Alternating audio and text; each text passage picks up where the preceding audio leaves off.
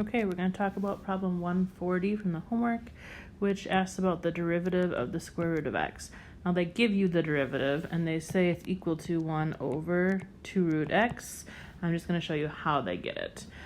Two different ways actually. So if we use the AROC expression, we would say the square root of x plus h minus square root of x all over h, and we'd want to try to simplify that.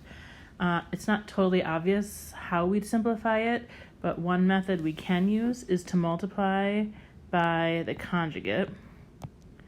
And the conjugate of this would be the square root of x plus h plus the square root of x. And that would be the same on the bottom because we want to multiply by 1.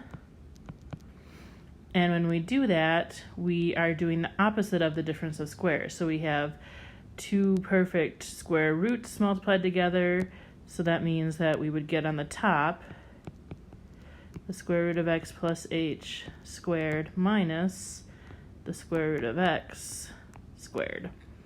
That means that the square root and the square would cancel each other off, so the top of the equation becomes x plus h minus x, and that can be simplified further because x minus x is 0, so the top of the function actually just becomes h, and then the bottom of the function still has this h over here times the conjugate, so x square root of x plus h plus square root of x. Since we're multiplying h times the second term, we can make a giant 1 here, so that simplifies to be 1 over square root of x plus h plus square root of x. And then remember, we're going to find the limit as h approaches 0 of that expression. And so we're going to say 1 over square root of x plus 0 plus square root of x, which actually means 1 over square root of x plus square root of x, which gets rewritten as 1 over 2 root x. That's kind of the long form, which the slope function is when we use the AROC expression. I'm going to show you one other way to do it. That's if you were looking at the bonus slides in the power rule, the square root of x, sorry for the Facebook post in there, the square root of x can be rewritten as x to the 1/2, and so we can apply the power rule to this. So we take this 1/2, we multiply it out here, so 1/2 times x, and then we subtract 1 from that. So 1/2 minus 1 is negative 1/2.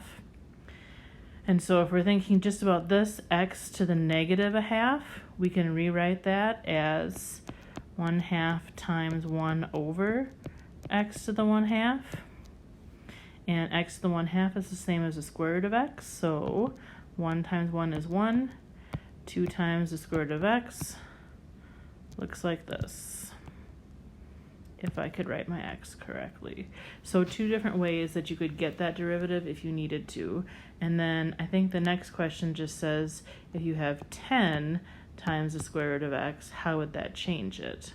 Well, you're just going to take 10 times this answer. So 10 times 1 over 2 root x means 10 times 1 over 1 times 2, and 10 divided by 2 is 5, so it would be 5 over square root of x. Hope that was helpful.